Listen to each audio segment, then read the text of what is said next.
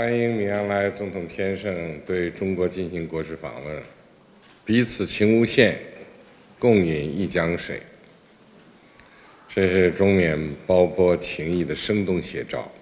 中缅建交76年来，两国始终风雨同舟，守望相助。中国秉持亲诚惠容理念，将发展对缅关系置于周边外交重要位置。中国坚持不干涉内政原则，对缅友好政策面向缅甸全体人民，坚定支持缅方维护主权和领土完整，坚定支持缅甸新政府统筹发展和安全，找到符合国情、人民拥护的正确发展道路。ဆုတော်ခင်ဗျာ